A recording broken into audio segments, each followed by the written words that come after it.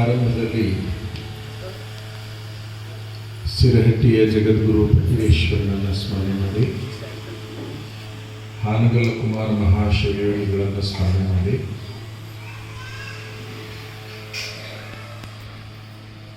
ಮಮದಾಪುರದ ಮಹಾಮೌನಿಗಳಾಗಿರುವಂತಹ ಶ್ರೀಮನ್ನಿರಂಜನ ಪ್ರಣವ ಸ್ವರೂಪ ಮಲ್ಲಿಕಾರ್ಜುನ ಮಹಾಸ್ವಾಮಿಗಳವರ ಈ ಸಂಕಲ್ಪ ಕ್ಷೇತ್ರದಲ್ಲಿ ನಡೆದಿರುವಂತಹ 40 ವಾರ್ಡ್ ವೀರೇಶ್ವರ ಶರಣರ ಪುರಾಣ ಕಾರ್ಯಕ್ರಮದ ಶುಭಗಳಿಗೆ ಇಲ್ಲಿ ವಿರಾಜಮಾನರಾಗಿರುವಂತಹ ಮಮದಾಪುರ ಮತ್ತು ಕಲ್ಯಾಣ ಮಠದ ಪೂಜ್ಯರಲ್ಲಿ ಶರಣೆಂದು ಪುರಾಣವನ್ನು ಹೇಳಿರುವಂತಹ ವೀರೇಶ್ವರ ಶಾಸ್ತ್ರಿಗಳೇ ಹಾಗೂ ಉಭಯ ಕಲಾವಿದರೇ, ಈ ಎಲ್ಲ ಮಠದ ಉಸ್ತುವಾರಿಗಳನ್ನು ನೋಡಿಕೊಳ್ಳುವ ಎಲ್ಲ ಸೇವಾಧಾರಿಗಳೇ, ಊರಿನ ಹಾಗೂ ಪರಸ್ಥಳಗಳಿಂದ ಆಗಮಿಸಿರುವಂತಹ ಎಲ್ಲ ಮಹಾಜನಗಳು, ನಿಮಗೆಲ್ಲರಿಗೂ ಕೂಡ ಗುರುಕೃಪೆ ಇರಲಿ ಅಂತ ಹಾರೈಸಿ,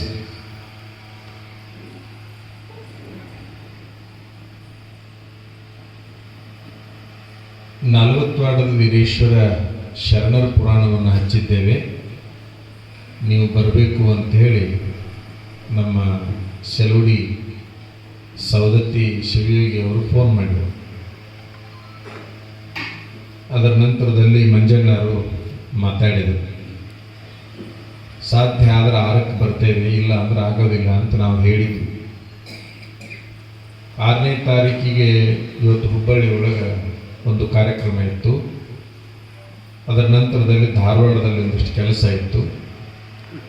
ಅದನ್ನು ಮುಗಿಸಿಕೊಂಡು ಮರಳಿ ಹೋಗಲೇಬೇಕಾಗಿರುವಂಥ ಅನಿವಾರ್ಯತೆ ಸೃಷ್ಟಿಯಾಯಿತು. ಅದಕ್ಕೆ ನಾವು 6ಕ್ಕೂ ಬರಲಿಕ್ಕೆ ಆಗೋದಿಲ್ಲ, ಮತ್ತೊಮ್ಮೆ ಯಾವಾಗಾರ ಕಾರ್ಯಕ್ರಮಕ್ಕೆ ಬರ್ತೀವಿ ಅಂತ ನಾವು ನಿನ್ನೆ ಹೇಳಿದ್ವಿ. ಸವದತ್ತಿ ಶಿವಯೋಗಿ ಅವರು ನಮಗೇನು ಹೇಳಿದರು ಅಂದರೆ, ಅವರೇ ನಿಮಗೆ ಭಿನ್ನ ಮಾಡೋಕ್ಕೆ ಬರ್ತಾರಂತ ಸ್ವಾಮೀಜಿಯವರು, ಮತ್ತು ಎಲ್ಲಿದ್ದೀರಿ ಅಂತ ಕೇಳಕ್ಕೆ ಫೋನ್ ಮಾಡಿದರು. ಇದು ಬಿಡಲಾರದ ಕರ್ಮ ಆಯಿತು ಅಂತೇಳಿ ಅವರೇನು ಬರೋದು ಬೇಡಪ್ಪ, ನಾವೇ ಬರ್ತೀವಿ ಅಂತೇಳಿ ಒಪ್ಪಿಕೊಂಡು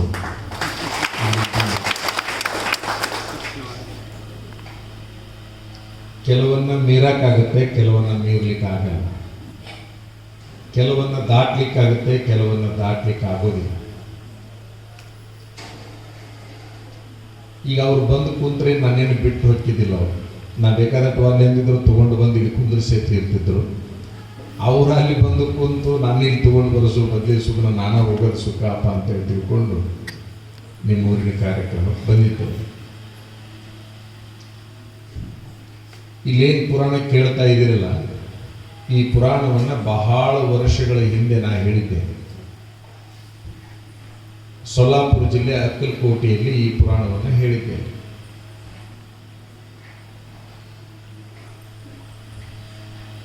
ಈ ಪುರಾಣ ಬಹಳ ವಿಶೇಷವಾಗಿರುವಂತಹ ಪುರಾಣ.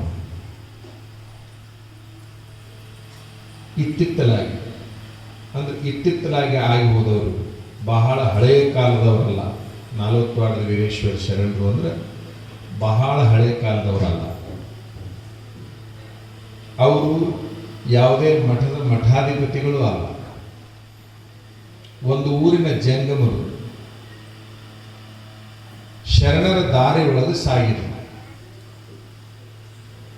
ಅವರ ಲೀಲೆಗಳು ಅನಂತ, ಇಚ್ಛಾಮರಣಿಗಳು. ಒಂದೇ ಒಂದು ಮಗು ಆತವ್ರಿಗೆ ಮದುವೆ ಆದ ಮೇಲೆ, ಅದು ಹೆಣ್ಣು. ಆಕೆಗೆ ರುದ್ರಮ್ಮ ಅಂತ ಹೆಸರಿಟ್ಟು, ಬಹುಶಃ ಬಂದಿರ್ತಿದ್ರು.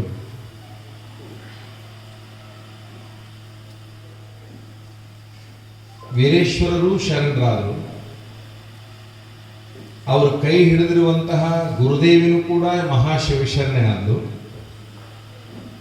ಬಹಳ ವಿಚಿತ್ರ ಅಂತಂದ್ರೆ, ಆ ಉಭಯರ ಹೊಟ್ಟೆಯಲ್ಲಿ ಹುಟ್ಟಿದ ರುದ್ರಮ್ಮನು ಕೂಡ ಅಗ್ರಗಣ್ಯ ಶಿವಶರಣೆ ಆದ. ಅಲ್ಲಿಗೆ ಆ ಬಳ್ಳಿ ಮುಗಿದು ಹೋಯ್ತು, ಅದು ಮುಂದುವರಿಲಿಲ್ಲ. ಯಾಕಂದ್ರೆ ಆಕೆ ರುದ್ರಮ್ಮ ಮದುವೆ ಆಗಲಿಲ್ಲ. ರುದ್ರಾಂಬಗ 18 ವರ್ಷ, ವೀರೇಶ್ವರ ಶರಣರ ಮಗಳಿಗೆ 18 ವರ್ಷ ಆಗಿತ್ತು. ಸೊಲ್ಲಾಪುರದೊಳಗಿನ ಎಲ್ಲ ಹಿರಿಯರು ಬಂದು ಶರಣರಿಗೆ ಬೇಡಿಕೊಂಡ್ರು. ರುದ್ರಂ ತಾಯಿಗೆ 18 ವರ್ಷ ಆಯಿತು. ಅಪ್ಪವರ ಮದುವೆ ಮಾಡೋಣನ್ರಿ ಅಂತ ಕೇಳಿದ್ರು. ಮದುವೆ ಮಾಡೋಣ ಅಂತ ಕೇಳಿದ ಕೂಡಲೇ ಮದುವೆ ಮಾಡಿಕೊಳ್ಳೋರ್ನ ಕೇಳ್ಬೇಕ್ರಪ್ಪ, ನಮ್ಮನ್ನು ಕೇಳಿದ್ರೆ ಹೆಂಗ ಅಂತ ಶರಣರಂದ್ರು. ಹೋಗಿ ರುದ್ರಂ ತಾಯಿಗೆ ಇಡೀ ಸೊಲ್ಲಾಪುರದ ಶ್ರೀಮಂತರೆಲ್ಲ ಸೇರಿಕೊಂಡು ಕೈ ಮುಗಿದು, ಅವ್ವ ನಿನಗೆ ಮದುವೆ ಮಾಡ್ಬೇಕಂತ ಅಪೇಕ್ಷೆ ಪಡ್ತೀವಿ ನಾವು, ಮಾಡ್ರಿ ಅಂದ್ರು. ಇಷ್ಟನ್ನೋದಷ್ಟೇ ತಡ ಒಬ್ಬ ವರನನ್ನ ತಗೊಂಡು ಬಂದರು. ವರನನ್ನ ತಂದು ರುದ್ರಮ್ಮನ ಮುಂದೆ ಕುಂದ್ರಿಸಿದ್ರು. ಒಂದು ಸಾರೆ ರುದ್ರಮ್ಮ ಆ ಹುಡುಗನನ್ನ ಹೀಗೆ ನೋಡಿಲ್ಲ. ಒಂದು ಸಾರಿ ಮುಗೀತು. ಕನ್ಯಾ ನೋಡಕ್ ಬರುದಂತ ಅಂತಾರಲ್ಲ, ಹಂಗ ಆ ಹುಡುಗ ಒಂದು ಸಾರಿ ಬಂದ. ಅವ ಬಹಳ ಸಾರಿ ನೋಡಿದ್ದ, ಈಕೆ ಮಾತ್ರ ಒಂದೇ ಸಾರಿ ನೋಡಿದ್ದ.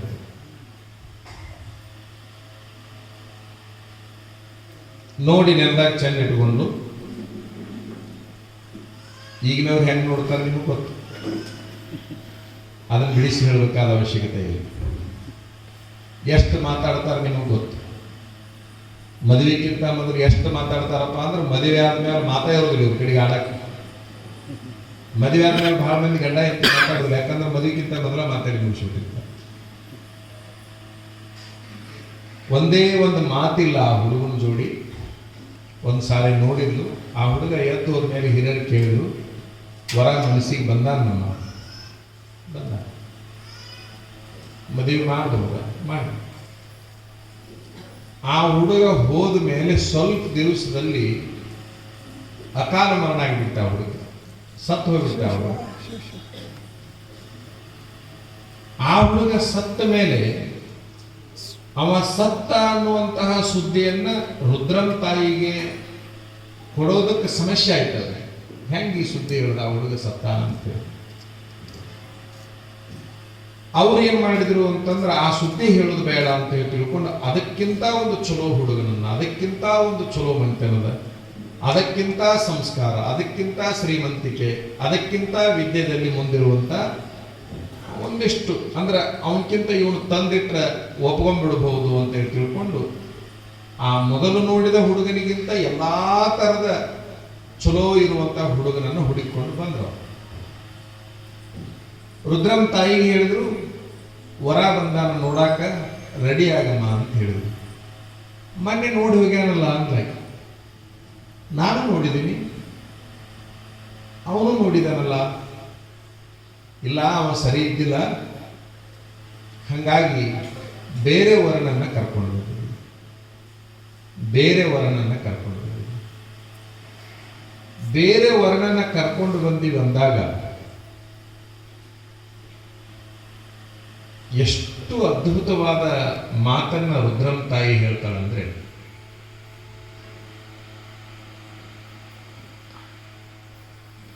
ನನ್ನ ಹತ್ರ ಒಂದೇ ಒಂದು ಮನಸ್ಸಿತ್ತು. ಶರಣರ ವಚನಗಳನ್ನು ಓದ್ತಾ ಇದ್ಲ ಸದಾಕಾಲ. ಸಣ್ಣ ಕೂಸಿದ್ದಾಗಿನಿಂದ ಬರೇ ಶರಣರ ವಚನಗಳನ್ನು ಓದ್ತಾ ಇದ್ದು. ಅಲ್ಲಿ ಕುಂತ ತಂದಿ ಅಂದ್ರೆ ಶರಣರು, ವೀರೇಶ್ವರ ಶರಣರಿಗೆ, ತಾಯಿ ಗುರುದೇವಿಗೆ, ಅಲ್ಲಿರುವ ಎಲ್ಲಾ ಸೊಲ್ಲಾಪುರದ ಹಿರಿಯರಿಗೆ ಒಂದು ವಚನ ಹೇಳ್ತಾರೆ.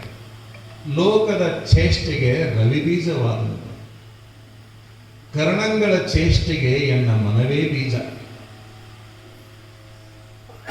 ಎನಗಿರುವುದೊಂದು ಮನ, ಆ ಮನ ನಿಮ್ಮೊಳಗಾದ ಬಳಿಕ ಎನಗೆ ಭವ ಉಂಟೆ ಚೆನ್ನ ಮಲ್ಲಿಕಾರ್ಜುನ. ಈ ವಚನ ಹೇಳಿದ್ರು, ನಿಮಗೆ ತಿಳಿಯಂಗಿಲ್ಲ, ಬಿಡಿಸಿ ಹೇಳ್ತೀವಿ. ಏನಂತಾಳ ಅಂತಂದ್ರೆ, ನನಗೆ ಒಂದೇ ಒಂದು ಮನಸ್ಸಿತ್ತು ನನ್ನ ಹತ್ರ. ನೀವೇನು ಮೊದಲು ಹುಡುಗನ ಕರ್ಕೊಂಡು ಬಂದಿರಲ್ಲ, ಆ ಮನಸ್ಸನ್ನು ಅವನಿಗೆ ಕೊಟ್ಟು ಬಿಟ್ಟಿದ್ದೇನೆ. ಈಗ ಇನ್ನೊಬ್ಬವನ್ನ ಕರ್ಕೊಂಡು ಬಂದಿರಲ್ಲ, ಇವನಿಗೆ ಕೊಡಕ್ಕೆ ನನ್ನ ಹತ್ರ ಇನ್ನೊಂದು ಮನಸ್ಸೇ ಇಲ್ಲ. ವಿಚಾರ ಮಾಡ್ರಿ, ಎಷ್ಟು ಬಹಳ ಸೂಕ್ಷ್ಮ ಇದೆ. ನನಗಿರುವುದೊಂದು ಮನ, ನನಗೊಂದೇ ಒಂದು ಮನಸ್ಸಿತ್ತು, ಆ ಮನಸ್ಸನ್ನ ಆ ಹುಡುಗನಿಗೆ ಕೊಟ್ಟೇನಿ. ಪಾಪ ಈತನಿಗೆ ಕೊಡ್ಲಿಕ್ಕೆ ಇನ್ನೊಂದು ಮನಸ್ಸು ನನ್ನ ಹತ್ರ ಇಲ್ಲ. ಯಾರನ್ನ ಕರ್ಕೊಂಡು ಬಂದಿರಲ್ಲ, ಆತನಿಗೆ ಕೊಡ್ಲಿಕ್ಕೆ ನನ್ನ ಹತ್ರ ಇನ್ನೊಂದು ಮನಸ್ಸು ಇಲ್ಲ. ಬಹಳ ಸೂಕ್ಷ್ಮವಾಗಿ ವಿಚಾರ ಮಾಡೋದು ಅಂದ್ರೆ, ಹೆಣ್ಣಿನ ಮನಸ್ಸು ಗಂಡಿನೊಳಗಾದರೆ, ಇನ್ನೊಂದು ವಚನ ಆಗಲೇ ಹೇಳಿದ್ದು ಆತ್ಮಮಹಾದೇವ ವಚನ, ಈಗ ನಾ ಹೇಳ್ತಾ ಇರೋದು ಅದೇ ಸೊಲ್ಲಾಪುರ ಸಿದ್ದರಾಮೇಶ್ವರ ವಚನ. ಹೆಣ್ಣಿನ ಮನಸ್ಸು ಗಂಡಿನೊಳಗಾದರೆ, ಗಂಡಿನ ಮನಸ್ಸು ಹೆಣ್ಣಿನೊಳಗಾದರೆ ವಿವಾಹವಾಗಿ ಕೂಡಿತ್ತು ನೋಡ ಅಂತ ಒಂದು ವಚನ. ಎರಡು ದೇಹಗಳು ಕೂಡಿದರೆ ಲಗ್ನ ಅಲ್ಲ, ಮದುವೆ ಅಲ್ಲ, ವಿವಾಹ ಅಲ್ಲ, ಮ್ಯಾರೇಜ್ ಅಲ್ಲ, ಶಾದಿ ಅಲ್ಲ. ಎರಡು ಜೀವಗಳು ಒಂದು ಕಡೆಗೆ ಸೇರಿದ್ರೆ ಮದುವೆನೇ ಹೊರತಾಗಿ ಎರಡು ದೇಹಗಳು ಒಂದು ಕಡೆಗೆ ಸೇರಿದ್ರೆ ಮದುವೆ ಅಲ್ಲ. ಇವತ್ತಿನ ಜಗತ್ತಿನ ದೃಷ್ಟಿ ಒಳಗೆ ಎರಡು ದೇಹಗಳು, ಒಂದು ಹೆಣ್ಣು ಒಂದು ಗಂಡು ಒಂದು ಕಡೆ ಹಿಂಗೆ ಸೇರಿತು ಅಂತಂದ್ರೆ ಮದುವೆ ಆಯ್ತು ಅಂತ ಈಗಿನವರು ಅಂತಾರೆ. ಆದ್ರೆ ಶರಣರ ದೃಷ್ಟಿಯಲ್ಲಿ ದೇಹ ಎಲ್ಲಾದರೂ ಇರಲಿ, ಆ ಎರಡು ಮನಸ್ಸುಗಳು ಒಂದು ಕಡೆಗೆ ಕೂಡಿಬಿಟ್ರೆ ಮದುವೆ ಆಯಿತು ಅಂತ ಹೇಳ್ತಾರೆ. ವಿವಾಹವಾಗಿ ಕೂಡಿತ್ತು ನೋಡ ಅಂತ ಹೇಳಿ ರುದ್ರಮ್ಮಂತಳ, ನನಗಿರೋದೊಂದು ಮನಸ್ಸು, ಆ ಮನಸ್ಸನ್ನ ಅವತ್ತಿನ ದಿವಸ ಆತಗೆ ಕೊಟ್ಟಿದ್ದೇನೆ. ನೀವು ಕರ್ಕೊಂಡು ಬಂದ ಹುಡುಗನಿಗೆ ಇನ್ನೊಂದು ಮನಸ್ಸು ಕೊಡ್ಲಿಕ್ಕೆ ನನ್ನ ಹತ್ರ ಇಲ್ಲ, ಆ ಮನಸ್ಸೇ ಇಲ್ಲ, ಒಂದೇ ಒಂದಿತ್ತು ಕೊಟ್ಟುಬಿಟ್ಟಿದ್ದೇನೆ. ಅನಿವಾರ್ಯವಾಗಿ ಸತ್ಯವನ್ನು ಹೇಳ್ತಾಳೆ, ಆ ಹುಡುಗ ಮರಣ ಹೊಂದಿದ್ದಾನೆ. ಹಾಗಾಗಿ ಈತನನ್ನ ಕರ್ಕೊಂಡು ಬಂದೀವಿ ಅಂದಾಗ, ಹಾಗಾದ್ರೆ ನನ್ನ ಮದುವೆ ಅವತ್ತೇ ಮುಗಿದು ಹೋಗಿದೆ, ಅವತ್ತೇ ಮುಗಿದು ಹೋಗಿತ್ತು ನನ್ನ ಮದುವೆ ಅಂದ್ಬಿಟ್ಲಾಗಿ ಮುಗೀತು. ಏನೂ ಮಾತಾಡಕ್ ಬರ್ಲಾರ್ದಂಗೆ ಆಯ್ತು, ಎಲ್ಲರಿಗೂ ಏನೂ ಮಾತಾಡಕ್ ಬರ್ಲಾರ್ದಂಗೆ ಆಯ್ತು. ಒಂದು ಮನಸ್ಸಿತ್ತು, ಆತನ ಕೈಯೇ ಕೊಟ್ಟಿದ್ದೇನೆ, ಆತ ಸತ್ತಿದ್ದಾನಂತಂದ್ರೆ ನನ್ನ ಮನಸ್ಸನ್ನ ಅವನು ತೆಗೆದುಕೊಂಡು ಹೋಗಿದ್ದಾನೆ. ಮತ್ತೊಂದು ವಿವಾಹವಾಗುವ ಮನಸ್ಸು ನನ್ನ ಹತ್ರ ಇಲ್ಲ. ಹಾನಗಲ್ ಕುಮಾರ್ ಮಹಾಶಿವಯೋಗಿಗಳಿದ್ರಲ್ಲಿ ಒತ್ತಾಯ ಮಾಡಬೇಡ್ರಿ ಅಂತ ಹೇಳಿದ್ರು. ಆ ಕೂಡಲೇ ಆಕೆ ನಮಸ್ಕಾರ ಮಾಡಿದ್ರು. ಈ ದೇಹಕ್ಕೆ ಇನ್ನ ಯಾವುದರ ಅವಶ್ಯಕತೆ ಇಲ್ಲ ಅಂತ ಹೇಳಿದ್ರು. ಹಾನಗಲ್ ಕುಮಾರ್ ಮಹಾಶಿವಯೋಗಿಗಳು ಇಂದಿನಿಂದ ನಿನ್ನನ್ನ ಒಬ್ಬ ಮಠಾಧಿಪತಿ ಇರಬಹುದು, ಒಬ್ಬ ಶರಣ ಇರಬಹುದು, ಒಬ್ಬ ಸಂಸಾರಿ ಇರಬಹುದು, ಯಾವುದೇ ವ್ಯಕ್ತಿ ನಿನ್ನ ಪಾದವನ್ನು ಮುಟ್ಟಿ ನಮಸ್ಕಾರ ಮಾಡಬಾರದು ಅನ್ನುವಂತಹ ಆದೇಶವನ್ನ ಆಕೆಗೆ ಮಾಡಿದ್ರು. ಅಂದಿನಿಂದ ಆಕೆಯ ಜೀವ ಹೋಗುವ ತನಕ ಯಾವುದೇ ಒಬ್ಬ ವ್ಯಕ್ತಿ ಆ ತಾಯಿಯ ಪಾದವನ್ನು ಮುಟ್ಲಿಲ್ಲ. ಅಷ್ಟೇ ಅಲ್ಲ, ಆಕೆಯ ಪಾದನೇ ಯಾರಿಗೂ ಕಾಣಲಿಲ್ಲ. ಯಾಕಂದ್ರೆ ಸದಾಕಾಲ ಪಾದದ ಮೇಲೆ ಸೀರೆಯ ಸೆರಗನ್ನು ಹಾಕಿಕೊಂಡು ಕುಂದಿರುತ್ತಿತ್ತು. ಇದು ವೀರೇಶ್ವರ ಶರಣರ ಹೊಟ್ಟೆಯಲ್ಲಿ ಹುಟ್ಟಿರ್ತಕ್ಕಂತಹ ರುದ್ರಮ್ಮನ ಇತಿಹಾಸ. ವೀರೇಶ್ವರ ಶರಣರ ಬಗ್ಗೆ ಹೇಳೋದು ಅಂತಂದ್ರೆ ಬಹಳ ಅದ್ಭುತವಾಗಿರುವಂತಹ ಜೀವನ. ಬಡತನ ಎಷ್ಟಿತ್ತು ಅಂತಂದ್ರೆ, ವೀರೇಶ್ವರ ಶರಣರ ಮನೆತನದಲ್ಲಿ ಬಡತನ ಎಷ್ಟಿತ್ತು ಅಂದ್ರೆ, ಅವರ ಬಡತನವನ್ನೇ ಕುರಿತು ಒಂದು ಪುರಾಣ ಬರೀಬೇಕು. ಉಳಿದ ಅಖಂಡ ಲೀಲೆಗಳನ್ನು ಕುರಿತಲ್ಲ ನಾನು ಹೇಳೋದು. ಬಡತನ ಅನ್ನುವಂತಹದ್ದು ಭಯಾನಕವಾಗಿರುವಂತಹ ಬಡತನ ಅವರ ಮನೆತನದಲ್ಲಿತ್ತು. ಜಂಗಮರವರು, ಆ ಊರಿನ ಐಗುಳು, 40 ವಾರ್ಡ್ಗಳು ಮುದ್ದೇಬೇಹಾಳ್ ತಾಲೂಕಿನೊಳಗೆ ಐತೆ. ಮುದ್ದೇಬೇಹಾಳ್ ತಾಲೂಕಿನಲ್ಲಿರುವಂತಹದ್ದು ಒಂದು ಊರು 40 ವಾರ್ಡ್. ಆ 40 ವಾರ್ಡದ ಊರಿನಲ್ಲಿ ಅವರು ಬಡತನವನ್ನ, ಕೃಷಿಯನ್ನ, ಕೆಲಸವನ್ನ ಎಷ್ಟು ತರ ಮಾಡಿದ್ರು ಅಂದ್ರೆ, ವಿಚಿತ್ರ ವಿಚಿತ್ರ ರೀತಿ ಒಳಗೆ ಮಾಡಿದರು. ಕೊನೆ ಕಾಲಕ್ಕೆ ಊರಿನ ವಿಚಾರಗಳು ಕೆಲವು ಭಿನ್ನವಾದಾಗ ನೊಂದುಕೊಂಡು ಊರನ್ನು ಬಿಟ್ಟರು. ಹುಟ್ಟಿದ್ದು ನಾಲ್ವತ್ಪಾಡದೊಳಗೆ, ಐಕ್ಯ ಆಗಿದ್ದು ಸೊಲ್ಲಾಪುರದೊಳಗೆ. ಅವರ ಸಮಾಧಿ ಎಲ್ಲೈತಂದ್ರೆ ಸಿದ್ದರಾಮೇಶ್ವರನ ಸಮಾಧಿ ಐತಲ್ಲ, ನಾಲ್ವತ್ಪಾಡು ವೀರೇಶ್ವರ ಶರಣರ ಸಮಾಧಿ ಎಲ್ಲೈತಂದ್ರೆ ಸೊಲ್ಲಾಪುರ ಸಿದ್ದರಾಮೇಶ್ವರರ ಸಮಾಧಿ ಐತಲ್ಲ, ಅಲ್ಲೇ ಅದರ ಮಗ್ಗಲ ಐತಿ.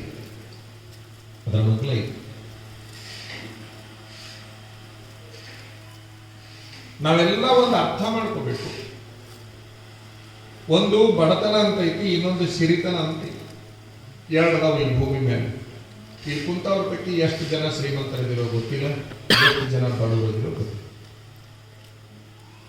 ಬಡತನ ಬರೋದು ಯಾಕೆ ಅಂತಂದ್ರೆ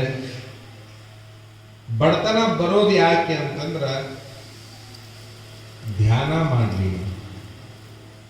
ನಾವು ಬಡತನ ಬಂದಾಗ ದಾನ ಮಾಡಬೇಕಾದ ಅವಶ್ಯಕತೆ ಇಲ್ಲ, ದೇವರ ಧ್ಯಾನ ಮಾಡಿಬಿಟ್ರೆ ಸಾಕು. ಶ್ರೀಮಂತಿಕೆ ಬಂದಾಗ ದಾನ ಮಾಡಬೇಕು, ಬಡತನ ಬಂದಾಗ ಧ್ಯಾನ ಮಾಡಬೇಕು. ಬಡವಗ ದಾನ ಮಾಡಕ್ಕಾಗಲ್ಲ, ಶ್ರೀಮಂತಗ ಧ್ಯಾನ ಮಾಡಕ್ಕಾಗಲ್ಲ. ಶ್ರೀಮಂತ ಜರ ಧ್ಯಾನ ಮಾಡ್ಕೋತ ಕುಂತ ಅಂದ್ರೆ ಅವನೇನು ವ್ಯವಹಾರ ನಡೆಯಂಗಿಲ್ಲ. ಅವನ ಎಲ್ಲ ವ್ಯವಹಾರಗಳು ನಡಿಬೇಕಾಗಿತ್ತು ಅಂತಂದ್ರೆ ಅವ ಅದನ್ನು ಮಾಡಲೇಬೇಕು. ಅವ ಧ್ಯಾನ ಮಾಡಿದ ಪುಣ್ಯವನ್ನು ಕಟ್ಕೋಬೇಕಾಗಿತ್ತು ಅಂತಂದ್ರೆ ದಾನವನ್ನು ಮಾಡೇ ಕಟ್ಕೋಬೇಕೇ ಹೊರತಾಗಿ ಧ್ಯಾನ ಮಾಡ್ಕೊಂತ ಕುಂದ್ರಾಕ ಅವನ ಕಡೆಯಿಂದ ಆಗೋದಿಲ್ಲ. ಇವೆರಡೂ ಸಮಾನನೇ. ಶಕ್ತಿ ಇದ್ರೆ ದಾನ ಮಾಡು, ನಿನಗೆ ಶಕ್ತಿ ಇಲ್ಲ ಅಂತಂದ್ರೆ ಧ್ಯಾನ ಮಾಡು. ಎಷ್ಟು ಸುಲಭ ಐತಿ ಆಧ್ಯಾತ್ಮ, ಎಷ್ಟು ಸುಲಭ ಐತಿ ಅಂದ್ರೆ ಇಬ್ಬರಿಗೂ ವರ, ಇಬ್ಬರಿಗೂ ದಾರಿ. ಹಿಂಗರ ಮಾಡು, ಹಂಗರ ಮಾಡು, ಎರಡೂ ಮಾಡಲಾರ್ದಂಗ ಇರಬಾರ್ದು.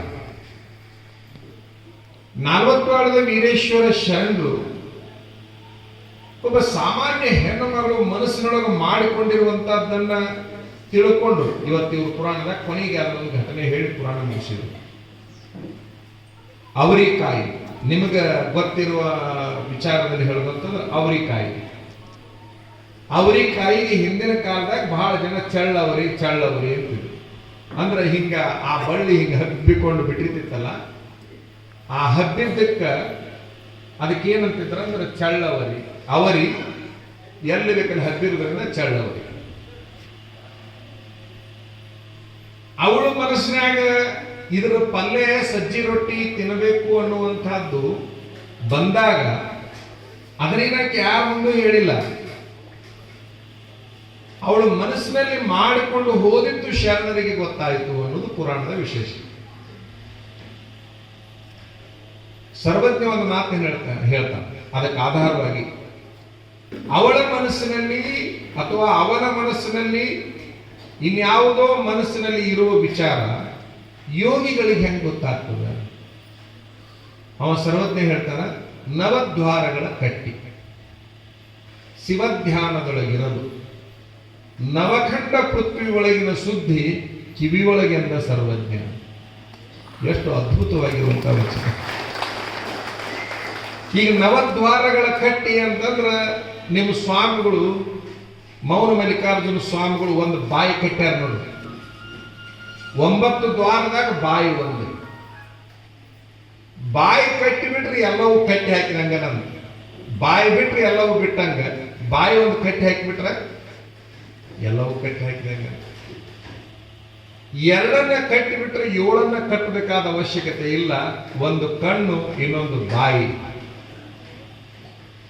9 ದ್ವಾರಗಳೇನದಾವಲ್ಲ, 9ರ ಪೈಕಿ ಈಗ ಮನೆಗೆ ಒಂದು ಹಿತ್ತಲ ಬಾಗ್ಲ ಒಂದು ತಲಬಾಗ್ಲ ಅಂತ 2 ಇರ್ತಾವಂತ ಇಟ್ಕೋರಿ.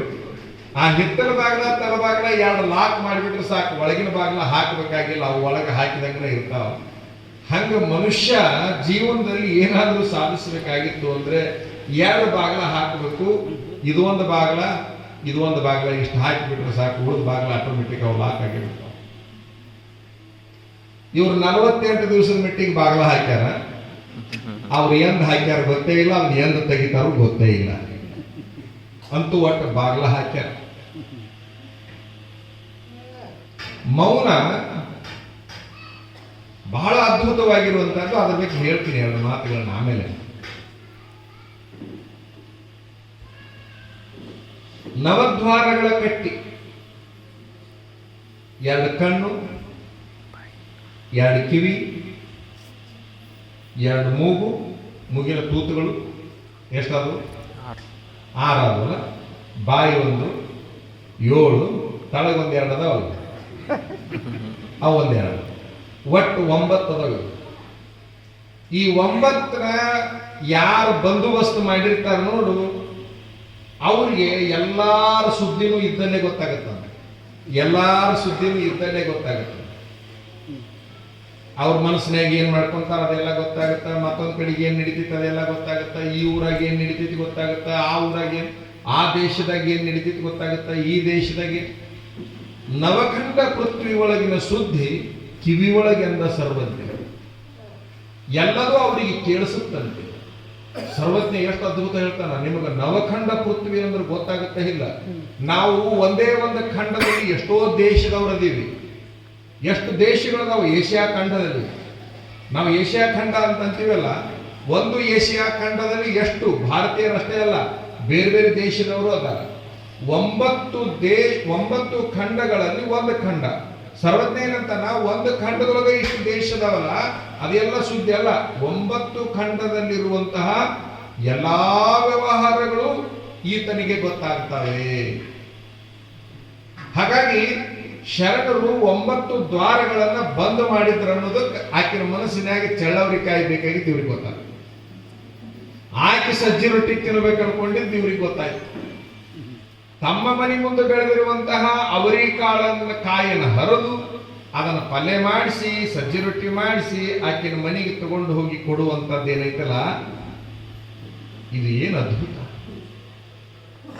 ಎಷ್ಟು ವಿಚಿತ್ರ. ಆಕಿಗೆ ಏನು ಆಗಿರ್ಬೇಡ, ನಾನು ಎಲ್ಲೂ ಈ ವಿಚಾರವನ್ನ ಹೇಳಿಲ್ಲ. ಇದೇನು ಆ ಕಾಲಕ್ಕೆ ಕಷ್ಟ ನಡೀತೈತೆ ಅಂತ ಏನಲ್ಲ, ಆ ಕಾಲಕ್ಕೆ ನಡೀತಿತ್ತು ನಡೀತೈತಿ ಅಂತ ಏನಲ್ಲ, ಈ ಕಾಲಕ್ಕೂ ನಡೀತೈತೆ ಅನ್ನೋದಕ್ಕೆ ಇವರು ನಿಮ್ಮ ಮೌನ ಮಲ್ಲಿಕಾರ್ಜುನ ಸ್ವಾಮಿಗಳು ಇಂಥವ್ ರಗಡ್ ಮಾಡಿರ್ತಾರ, ರಗಡ್ ಹೇಳಿರ್ತಾರ. ಆಗ ಅದನ್ನ ಹಿಡಿದಿಡೋರು ಬೇಕಲ್ಲ, ಅದನ್ನ ಹಿಡಿದಿಡೋರು ಬೇಕಲ್ಲ. ಘಟನೆಗಳು ಈಗೂ ನಡೀತಾವೆ, ಲೀಲೆಗಳು ಈಗೂ ನಡೀತಾವೆ, ವರ ಶಾಪ ಈಗೂ ನಡೀತೈತಿ. ನಡೆದಿಲ್ಲ ಅಂತ ಏನಲ್ಲ. ಆಗಿನ ಕಾಲದ ಜನ ಹೆಂಗಿದ್ರು ಈಗಿನ ಕಾಲದ ಜನನು ಹಂಗಾದ. ಆಗಿನ ಕಾಲದ ಸ್ವಾಮಿಗಳು ಹೆಂಗಿದ್ರು ಈಗಿನ ಕಾಲದ ಸ್ವಾಮಿಗಳು ಹಂಗಾದ. ಬಹಳ ಮಂದಿ ಮಾತಾಡ್ತಿರ್ತಾರೆ, ಆಗಿನ ಕಾಲದ ಸ್ವಾಮಿಗಳ ಬೇರೆ ರೀ, ಈಗಿನ ಕಾಲದ ಸ್ವಾಮಿಗಳ ಬೇರೆ ಅಂತ. ಹಂಗೇನಿಲ್ಲ. ಅಧ್ಯಯನವನ್ನ ಮಾಡಿ ನೋಡಿದಾಗ ಆ ಕಾಲದ ಸ್ವಾಮಿಗಳು ಹೇಗಿದ್ರು ಈ ಕಾಲದ ಸ್ವಾಮಿಗಳು ಹಾಗೆ ಇದ್ದಾರೆ. ಆ ಕಾಲದೊಳಗೆ ಒಂದಿಷ್ಟು ಮಂದಿ ಬೇರೆ ಬೇರೆ ಭಿನ್ನವಾಗಿದ್ರು, ಒಂದಿಷ್ಟು ಮಂದಿ ಇನ್ನೊಂಥರ ಭಿನ್ನವಾಗಿದ್ರು. ಈ ಕಾಲದೊಳಗೂ ಹಾಗೆ ಇದ್ದಾರೆ. ಇವರನ್ನ ಯಾವ ಕಾಲಕ್ಕೆ ಹೋಲಿಸ್ತೀರಿ ನೀವು? ನಿಮ್ಮ ಸ್ವಾಮಿಗಳದಾರಲ್ಲ, ಇವ್ರನ್ನ ಯಾವ ಕಾಲದ ಸ್ವಾಮಿಗಳು ಅಂತ ಇವ್ರನ್ನ ಗುರುತಿಸ್ತೀರಿ? ಇವ್ರನ್ನ 21ನೇ ಶತಮಾನದಾಗ ನಿಲ್ಲಿಸ್ರಿ, ಹ್ಞೂ ಅಂತಾರ ಅವ್ರು. ಹೌದು, ನಾನು 21ನೇ ಶತಮಾನದವ.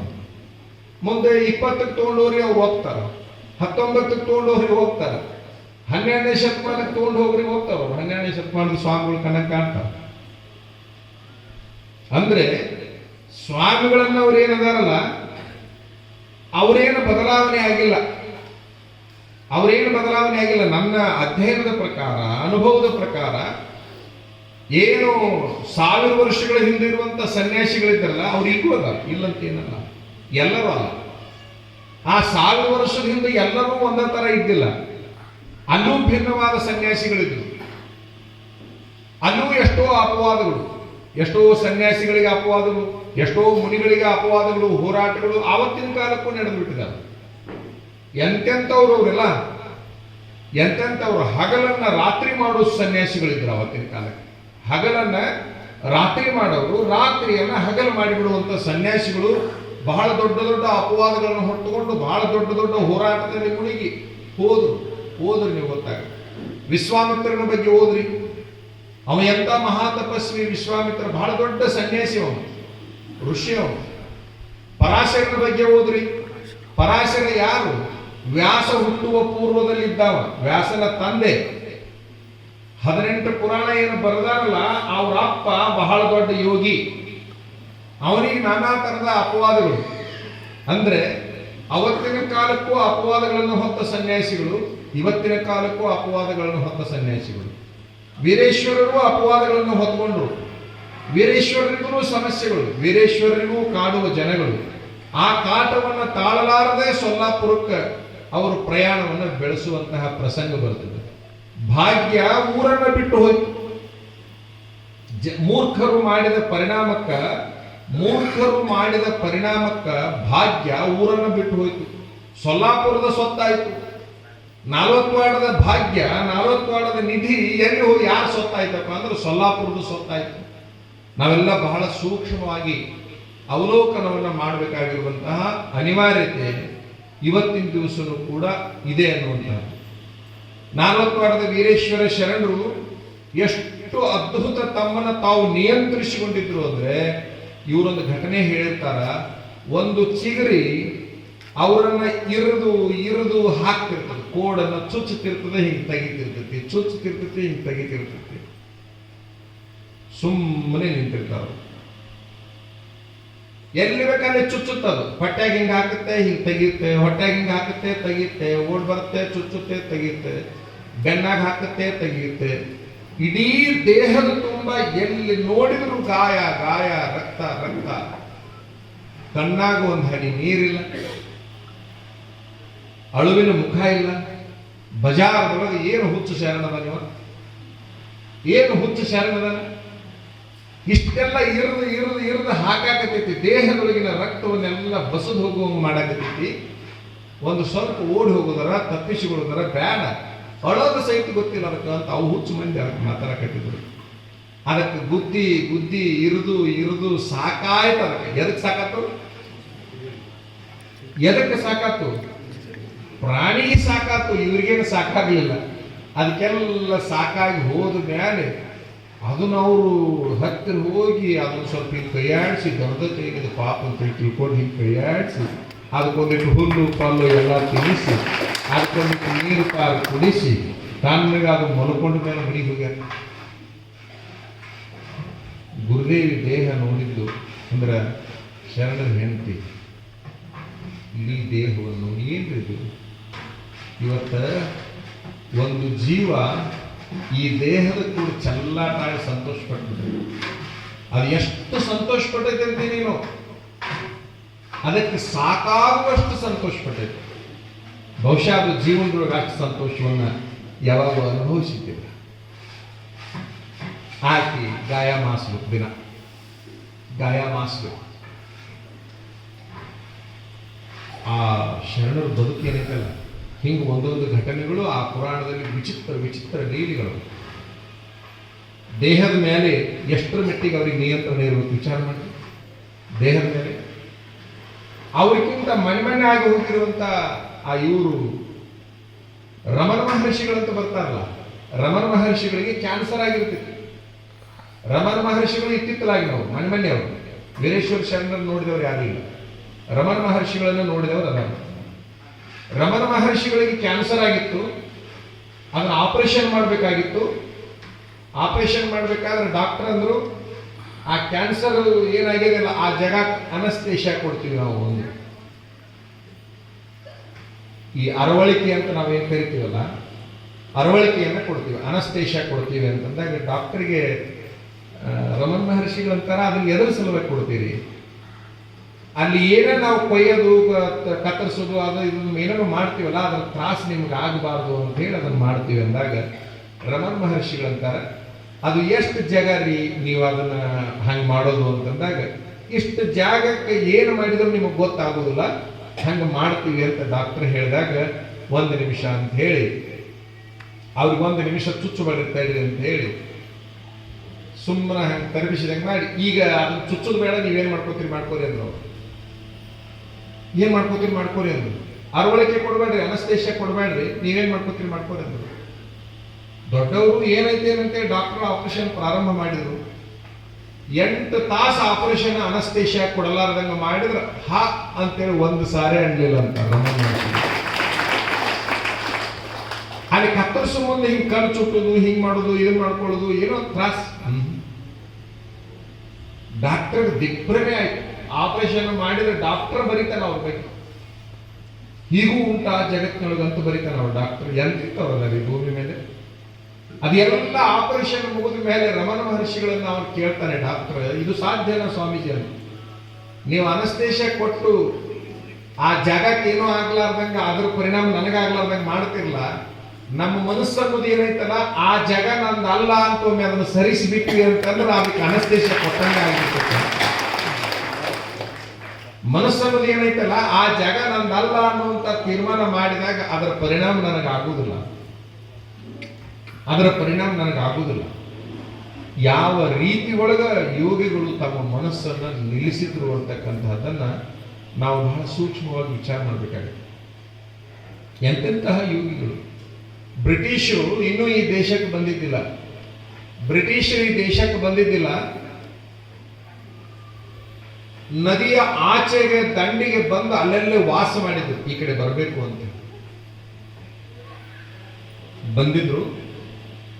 ನಿಮಗೊಂದು ವಿಚಿತ್ರ ಸತ್ಯ ಹೇಳೋದು ಅಂತಂದ್ರ, ಅಲ್ಲೊಬ್ಬ ಇಂತಹ ಮೌನ ಮಲ್ಲಿಕಾರ್ಜುನ ಸ್ವಾಮಿಗಳಂತ ಋಷಿ, ಒಬ್ಬ ಸ್ವಾಮಿ ದಿನ ನದಿಗೆ ಹೋಗೋದು, ಸ್ನಾನ ಮಾಡೋದು, ಬಂದು ತನ್ನ ಕುಟೀರದಲ್ಲಿ ಇರೋದು. ಆ ನದಿ ದಂಡೆಯಲ್ಲಿ ಆನಂದವಾಗಿ ಒಂದು ತಾಸಿರೋದು, ನೀರಿನಲ್ಲಿ ಒಂದು ತಾಸಿರೋದು, ಮರಳಿ ತನ್ನ ಜಾಗಕ್ಕೆ ಹೋಗೋದು. ಆ ದಂಡೆಯಲ್ಲಿರುವ ಬ್ರಿಟಿಷರೆಲ್ಲ ವಿಚಾರ ಮಾಡ್ತಾರ, ಬಹುಶಃ ಇವ ಯಾವುದೋ ಗುಪ್ತಚರ ಇರಬಹುದು ಅಂತ. ಗುಪ್ತಚರ ಇರಬಹುದು, ನಮ್ಮನ್ನೆಲ್ಲ ಸ್ಟಡಿ ಮಾಡಕ್ ಹತ್ತಾನ ಅಂತೇಳಿ ತಿಳ್ಕೊಂಡು ಒಂದ್ ದಿವ್ಸ ಎಲ್ಲರೂ ಬಂದು ಏನ್ ಮಾಡಿದ್ರು ಅಂತಂದ್ರ ಆ ಸ್ವಾಮಿಯನ್ನ ಮಾತಾಡಿಸಿದ್ರು. ಮಾತಾಡಲೇ ಇಲ್ಲ, ಮೌನ ಇಲ್ಲ. ಮೌನ ಇರೋದ್ರಿಂದ ಮಾತಾಡಲೇ ಇಲ್ಲ.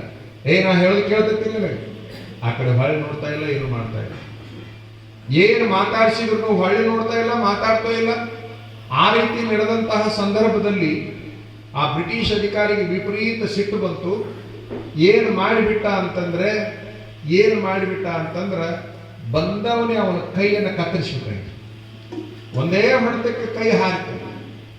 ಒಂದು ಕೈ ಎಡಗೈ ತುಂಡಾಗಿ ಬಿತ್ತಲ್ಲ, ಎಡಗೈ ತುಂಡಾಗಿ ತಳಗಿ ಬಿದ್ದ ಕೂಡಲೇ ಹಾ ಅನ್ನಿಲ್ಲ, ಹೂ ಅನ್ನಿಲ್ಲ. ಹಾ ಅನ್ನಿಲ್ಲ, ಹೂ ಅನ್ನಿಲ್ಲ. ಯಾರು? ಆ ನದಿ ಸ್ನಾನಕ್ಕೆ ಹೋಗಿ ಬರುವಂತ ಸ್ವಾಮಿ ಏನಿದ್ನಲ್ಲ, ಕೈ ತುಂಡಾಗಿ ತಳಗಿ ಬಿದ್ದರೂ ಕೂಡ ಹಾ ಇಲ್ಲ, ಹೂ ಇಲ್ಲ. ಆ ತಳಗಿ ಬಿದ್ದಿರುವಂತ ಕೈಯನ್ನು ಬಲಗೈ ಇಟ್ಟುಕೊಂಡ ಮತ್ತೆ ಅಲ್ಲೇ ಇಟ್ಟುಕೊಂಡವ. ಬ್ರಿಟಿಷ್ ಅಧಿಕಾರಿಗಳು ಹೆದರಿದ್ರು. ಏನು ವಿಚಿತ್ರ, ಕೈಯೇ ತುಂಡಾಗಿ ತಳಗಿ ಬಿದ್ದರೂ ಕೂಡ ಎಷ್ಟೂ ಕೂಡ ಅದರ ವೇದನೆ ಅವರಿಗೆ ಆಗೋದಿಲ್ಲ. ಅದನ್ನು ಮರಳಿ ಮತ್ತೆ ಹಿಡ್ಕೊಂಡು ಹೋಗ್ತಾರಂತಂದ್ರೆ ಏನಿದು ರೋಮಾಂಚನ ಅಂತೇಳಿ ಗಾಬರಿ ಆಗಿ ಬ್ರಿಟಿಷರು ಭಾರತವನ್ನ ಕಬ್ಜಾ ತೆಗೆದುಕೊಂಡಾಗ ಒಂದು ನಿರ್ಣಯವನ್ನು ಮಾಡ್ತಾರೆ.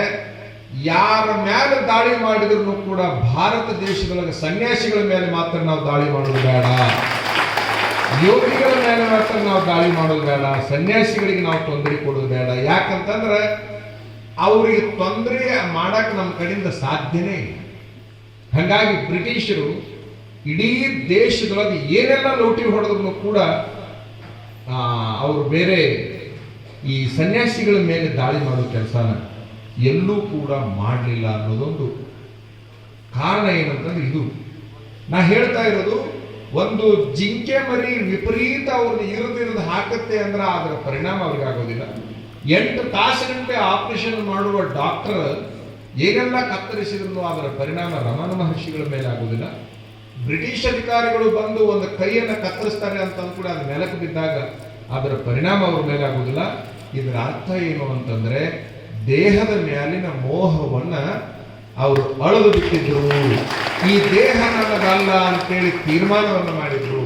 ಯಾರು ದೇಹದ ಮೇಲಿನ ಮೋಹವನ್ನ ಪರಿಪೂರ್ಣ ಬಿಟ್ಟು ಹಾಕಿಬಿಡ್ತಾರೆ, ಆ ದೇಹ ಏನಾದ್ರೂ ಏನಾಗಬೇಕಾಗಿದೆ ಅವರಿಗೆ ಅದರ ಬಗ್ಗೆ ಅವರು ತಲೆ ಕೆಡಿಸಿಕೊಳ್ಳೋದಿಲ್ಲ, ಅದರ ಬಗ್ಗೆ ಅವರು ವಿಚಾರ ಮಾಡೋದಿಲ್ಲ. ದೇಹದ ಮೇಲಿನ ಮೋಹವನ್ನ ಅವರು ಅಳೆದಿದ್ರು, ಹಾಗಾಗಿ ಅವರಿಗೆ ಅದರ ಪರಿಣಾಮ ಆಗಿರಲಿಲ್ಲ ಅಂತಕ್ಕಂಥದ್ದು. ಇನ್ನೊಂದು ನಿಮ್ಮ ಗಮನದಾಗಿರಲಿ, ನಾಲ್ವತ್ವಾಡದ ವೀರೇಶ್ವರ ಶರಣರು ದೇಹದ ಮೇಲೆ ಬಟ್ಟೆಗಳನ್ನು ಎಂತಾವ್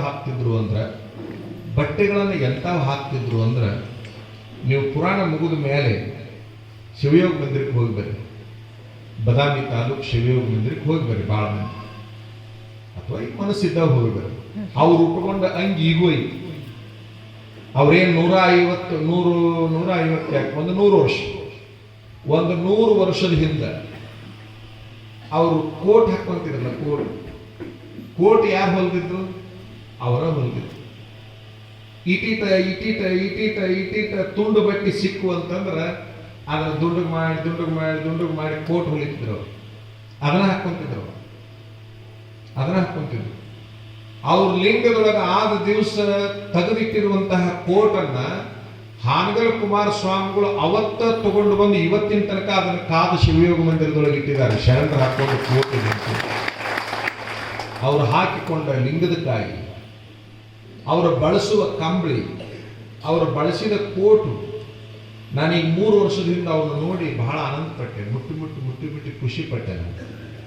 ಇದು ಶರಣರು ಧರಿಸಿದ ಬಟ್ಟೆ ಅಲ್ಲ ಅಂತ ಹೇಳಿ ತಿಳ್ಕೊಂಡು ಅದ್ರ ಬಗ್ಗೆ ಸಭಾದೊಳಗೆ ಮಾತಾಡಿದೆ. ನಾನು ನನ್ನ ಹತ್ರ ತಂದಿಟ್ರು, ಇದ್ರ ಬಗ್ಗೆ ಒಂದಿಷ್ಟು ಹೇಳಿದ್ರಿ ಅಂತ ಶಿವಯೋಗ ಮಂದಿರ ಸಭಾದೊಳಗೆ ಮಾನ್ಯ ಲಿಂಗದೊಳಗಾದ ಹೊಸಪೇಟೆ ಸ್ವಾಮಿಗಳು ತಂದಿಟ್ರು. ಅದ್ರ ಬಗ್ಗೆ ನಾನು ಹೇಳಿದೆ. ಅವರು ಅಂದ್ರೆ ಎಷ್ಟು ವಿಚಿತ್ರ ರೀತಿಯೊಳಗ ಆ 40 ವಾರದ ವೀರೇಶ್ವರ ಶರಣರು ಬದುಕಿದ್ರು ಅಂತಂದ್ರೆ ನಿಮ್ಮ ಗಮನದಾಗಿರ್ಲಿ. ಅದನ್ನ ಇವರು ಹೇಳಬೇಕು, ಈ ಶಾಸ್ತ್ರಿಗಳು ಹೇಳಬೇಕು. ಮುಂದೆ ಅವತ್ತಿನ ದಿವಸ ಹೇಳ್ತಾರೆ, ಅದು ಧರ್ಮ. ಅದನ್ನು ಇವತ್ತು ಹೇಳ್ತೀನಿ, ಅವ್ರು ಎಂಥವ್ರು ಅನ್ನೋದನ್ನು ಹೇಳಬೇಕಾಗಿದೆ. ಅವರಿಗೆ ಲಿಂಗೈಕ್ಯ ಆಗಬೇಕನ್ನುವಂಥ ಭಾವನೆ ಬರ್ತದೆ. ಆಗಬೇಕನ್ನುವಂಥ ಭಾವನೆ ಬರ್ತದೆ. ಸಾಕಿಲ್ಲ, ಈ ಜೀವವನ್ನು ಬಿಟ್ಟು ಬಿಡೋಣ, ಜೀವವನ್ನು ಬಿಟ್ಟು ಬಿಡಬೇಕು ಅಂತೇಳಿ ಮನಸ್ಸು ಮಾಡಿದ ಶರಣರು ಏನ್ ಮಾಡ್ತಾರ ಅಂತಂದ್ರೆ, ಸೊಲ್ಲಾಪುರದ ಹಿರಿಯರನ್ನ ಕರೆದು ಹಾನಗಲ್ ಕುಮಾರ ಮಹಾಸ್ವಾಮಿಗಳವರನ್ನ ಕರೆಸಿರಪ್ಪ, ಅವರ ಪಾದೋದಕವನ್ನು ತೆಗೆದುಕೊಂಡು ಈ ದೇಹವನ್ನು ಬಿಡ್ತೇನೆ. ಎಷ್ಟು ಚಿತ್ರ! ಏನಂತಾರ ಅವರು? ಅವರ ಪಾದೋದಕವನ್ನು ತೆಗೆದುಕೊಂಡು ಈ ದೇಹವನ್ನು ಬಿಡ್ತೇನೆ. ಈ ದೇಹವನ್ನು ಇಷ್ಟೇ ತಾಸಿನಲ್ಲಿ ನಾ ಬಿಡಬೇಕಂತ ಸಂಕಲ್ಪ ಮಾಡೀನಿ. ಅಷ್ಟು ಟೈಮ್ ಒಳಗೆ ಅವ್ರು ಬರ್ಬೇಕು.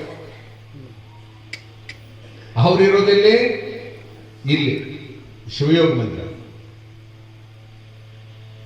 ಸೊಲ್ಲಾಪುರಕ್ಕೆ ಹೋಗ್ಬೇಕು. ಅವ್ರು ಹೆಂಗೋ ಪ್ರಯಾಣ ಮಾಡ್ತಿದ್ರು ಅಂತಂದ್ರೆ ಸದಾಕಾಲ ಎತ್ತಿನ ಗಾಡಿ ಒಳಗೆ, ರೈಲ್ವೆ ಹತ್ತುತ್ತಿದ್ದಿಲ್ಲ. ಕಾರ್ ಅಂತೂ ದೂರ ಉಳಿತು. ಒಂದು ಪಾದಯಾತ್ರೆಗಳಾಗಿ ಹೋಗ್ತಿದ್ರು, ನಡ್ಕೊಂತ ಹೋಗ್ತಿದ್ರು, ಇಲ್ಲ ಎತ್ತಿನ ಚಕ್ಕಡಿ ಮೇಲೆ ಹೋಗ್ತಿದ್ರು. ಎರಡೇ ಅವ್ರದ್ದು ಪ್ರಯಾಣ, ಡಮ್ನಿ ಗಾಡಿ ಅಂತಿದ್ವು ಅವರು. ಹಾನಗಲ್ ಕುಮಾರಸ್ವಾಮಿಗಳು ಯಾವ ಲೆವೆಲಿನ ಪ್ರಭಾವಿ ಸ್ವಾಮಿಗಳು ಅಂತೀರಿ ನೀವು. ಅವರು ಶಿವಯೋಗ ಮಂದಿರ ಬಿಟ್ಟು ಸೊಲ್ಲಾಪುರಕ್ಕೆ ಹೊಂಟರು ಅಂತಂದ್ರೆ ಇಡೀ ಆ ಕಡೆ ಈ ಕಡೆ 100 ಕಿಲೋಮೀಟರ್ ಜನ ಆ ರಸ್ತೆಗೆ ಬಂದಿರ್ತಿತ್ತಂತ ಈ ಕೈ ಮುಕ್ಕೊಂಡು. ರಸ್ತೆಗಳು ಈ ಕಡೆ ಏನಂತೀವಿ ನಾವು, ಅದಕ್ಕೆ ಕಿಕ್ಕಿರಿದು ತುಂಬಿರ್ತಿದ್ವು. ಅವ್ರ ದರ್ಶನ ಆದ್ರೆ ಸಾಕು, ಅಷ್ಟು ಪ್ರಭಾವಿಗಳು. ಇವರು ವಿಚಾರ ಮಾಡ್ತಾರ, ಶರಣರು ಇಷ್ಟು ಶೀಘ್ರದೊಳಗೆ ಬರಬೇಕು ಅಂತ ಅಪೇಕ್ಷೆ ಪಟ್ರಲ್ಲ, ನಮ್ಮನ್ನು ಎಷ್ಟು ಇಕ್ಕಟ್ಟಿಗೆ ಸಿಲುಕಿಸಿದ್ರು. ಯಾಕಂತಂದ್ರೆ ಅಲ್ಲಿ 2 ಸಮಸ್ಯೆ ಆಯ್ತು. ಒಂದು ರೈಲ್ವೆ ಹತ್ತಬೇಕು, ಇನ್ನೊಂದು ಪಾದೋದಕ ಕೊಡಬೇಕು. ಅವ್ರು ಇಡೀ ಜೀವಿತಾವಧಿಯೊಳಗೆ ಯಾರಿಗೂ ಪಾದೋದಕ ಕೊಟ್ಟಿದ್ದಿಲ್ಲ. ದಿನ ಬರೀ ಪಾದೋದಕ ತಗೊಂಡಿದ್ರ ಹೊರತಾಗಿ ಪಾದೋದಕ ಕೊಡಲಿಕ್ಕಾಗಿನೇ ಒಬ್ಬರು ಸ್ವಾಮಿಗಳನ್ನ ಇಟ್ಕೊಂಡಿದ್ರು. ಅವರು ಬನವಾಸಿ ಸಿದ್ಧವೀರ ಸ್ವಾಮಿಗಳನ್ನ ಅವ್ರನ್ನ ಪಾದೋದಕ ಕೊಡೋ ಸಲುವಾಗಿನೇ ಇಟ್ಕೊಂಡಿದ್ರು. ಪಾದೋದಕ ತಯಾರಾಗಕತ್ತಿದ್ದಾಗ ಸ್ನಾನಕ್ಕೆ ಹೋಗ್ತಿದ್ರು. ಬಂದವರ ಪಾದೋದಕ ಹನಿ ಭಸ್ಮ ಹಚ್ಕೊಂಡು ಪಾದೋದಕ ತಗೊಂಡು ಮುಗಿತಾವ್ರ ಪೂಜೆ. ಅಂತ ವಿಚಿತ್ರ ಸ್ವಾಮಿಗಳು. ನಿಮಗೆ ಹೇಳೋದು ಅಂತಂದ್ರೆ, ನಮ್ಮ ನೇಮವನ್ನ ಶರಣರಿಗಾಗಿ ಸಮರ್ಪಣೆ ಮಾಡಿಬಿಡ್ತೀವಿ ಅಂತೇಳಿ ರೈಲ್ವೆ ಹತ್ತಿ ಬಿಟ್ರು. ಅವರು ಜೀವನದಲ್ಲಿ ಮೊದಲನೇ ಸಾರಿ ರೈಲ್ವೆ ಹತ್ತಿದ್ರು. ಯಾರ ಸಲುವಾಗಿ ಆ ನಿಯಮವನ್ನು ಮುರಿದ್ರು? ವೀರೇಶ್ವರ ಶರಣರ ಸಲುವಾಗಿ ರೈಲ್ವೆ ಹತ್ತಿದ್ರು. ವಿಚಾರ ಮಾಡ್ರಿ, ಇಡೀ ಜೀವಿತಾವಧಿಯೊಳಗೆ ರೂಢಿ ಮಾಡಿಕೊಂಡು ಬಂದಿರುವಂತಹ ನೇಮವನ್ನ ಒಬ್ಬ ಶರಣರಿಗಾಗಿ ಮುರಿಬೇಕಂತ ಒಬ್ಬ ಮಹಾಯೋಗಿ ಅಂದ್ರ ಆ ಶರಣ ಹೇಗಿರ್ಬೇಕು ಅನ್ನೋದನ್ನು ವಿಚಾರ ಮಾಡ್ಬೇಕು. ನಾವು ಹೆಂಗಿರ್ಬೇಕು ಅಂತ ಸಾಂದೇನು ಜೀವಿತಾವಧಿಯೊಳಗೆ ಹತ್ತಿಲ್ಲ ರೈಲ್ವೆ. ಬಹಳ ಸೂಕ್ಷ್ಮವಾಗಿ ವಿಚಾರ. ಅದರ ನಂತರದಲ್ಲಿ ಪಾದೋದಕ. ನನ್ನ ಕರ್ಕೊಂಡ್ ಬಂದಿರಿ ನೀವು.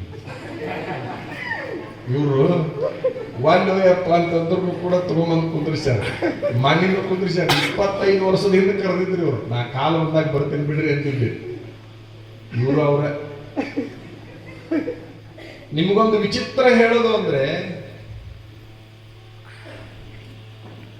ಪಾದೋದಕವನ್ನು ಯಾರಿಗೂ ಕೊಟ್ಟಿಲ್ಲ. ಶರಣರ ಇಚ್ಛಾ ಅದು ಆಗಿಬಿಡ್ಲಿ ಅಂತ ಹೇಳಿ ಸೊಲ್ಲಾಪುರಕ್ಕೆ ಹೋದ್ರು.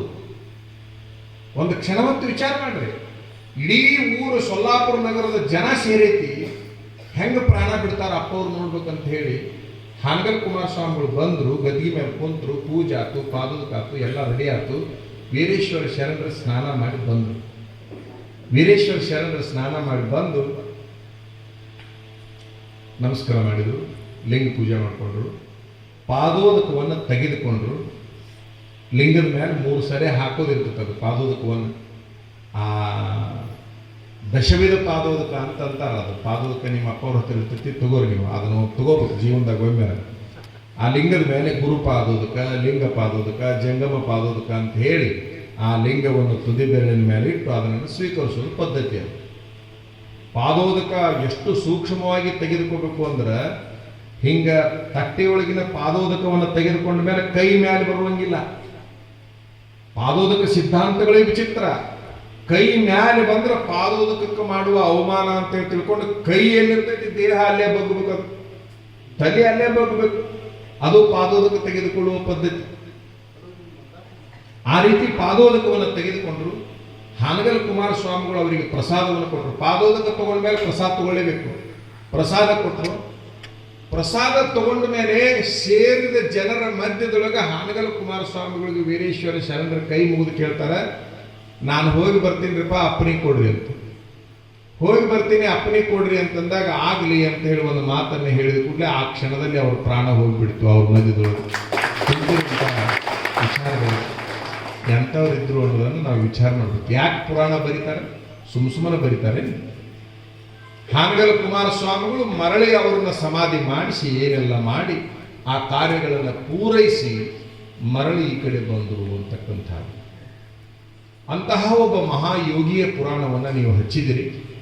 ಲಕ್ಷ್ಯ ಕೊಟ್ಟು ದಿನವೂ ಕೂಡ ಕೇಳುವಂತಹ ಪ್ರಯತ್ನವನ್ನು ಮಾಡಿರಿ, ಚಲೋ ಆಗ್ತದೆ. ಒಂದು ಸಾರಿ ನಮ್ಮ ತಲೆ ಸ್ವಚ್ಛ ಆಗ್ತೈತಿ. ಧಾರಾವಾಹಿ ನೋಡಿದ್ರೆ ತಲೆ ಸ್ವಚ್ಛ ಆಗಲ್ಲ, ಸಿನಿಮಾ ನೋಡಿದ್ರೆ ತಲೆ ಸ್ವಚ್ಛ ಆಗಲ್ಲ. ನನ್ನ ಜೀವನದಾಗ 5 ಸಿನಿಮಾ ನೋಡಿನ್ರಿ ಸ್ವಾಮೀಜಿ, ನಿಮ್ಗೆ ಇದ್ದಿದ್ದು ಹೇಳ್ತೀನಿ, ಸುಳ್ಳೇನಲ್ಲ. 5 ನೋಡಿನ 7 ನೋಡಿನ ನಂಗೆ ನೆನಪಿಲ್ಲ, ಒಟ್ಟು 7 ಅಂತೂ ದಾಟಿಲ್ಲ. ಸಿನಿಮಾ ಅಂದ್ರೆ ಏನು? ಒಬ್ಬ ಹುಡುಗ ಒಬ್ಬ ಹುಡುಗಿಗೆ ಬೆನ್ನ ಹತ್ತದ, ಅದು ವಾಲಿ ಅನ್ನೋದು ಕೊನೆಗೆ ಹೂ ಅಂದ್ರೆ ತಾಳಿ ಕಟ್ಟಿಸಿಕೊಳ್ಳೋದು, ಮುಗಿತಾರೆ ಸಿನಿಮಾ. ಇಷ್ಟ ಅಲ್ಲ, ಇದ್ರ ಬಿಟ್ಟು ಬೇರೆ ಏನಾರೈತಿ? ಆ ಹುಡುಗ ಬಿಕಾರಿ ಇರ್ತಾನೆ, ಆ ಹುಡುಗಿ ತಂದೆ ತಾಯಿಗಳು ಸಾವುಕಾರ ಇರ್ತಾರೆ. ಆ ಹುಡುಗಿ ತಂದೆ ತಾಯಿಗಳು ದೊಡ್ಡ ಸಾವುಕಾರ ಇರ್ತಾರೆ. ಅದು ಒಣಾ ದಿಮಾಕ್ ಮಾಡ್ತಿರ್ತೈತಿ. ಯಾವುದು? ಹುಡುಗಿ. ಅದು ಒಣಾ ದಿಮಾಕ್ ಮಾಡಿ ಕೊನೆಗೆ ತಾಳಿ ಕಟ್ಟಿಸಿಕೊಳ್ಳೋದು ಮದುವೆ. ಮುಂದೆ ಅಲ್ಲಿ ಮುಗಿತಾರೆ ಸಿನಿಮಾ. ಅಲ್ಲಿಗೆ ಹೋಗಿ ಬರ್ರಿ ಅಂತಾರೆ, ಮುಗೀತು ನಿಮ್ಗೆ.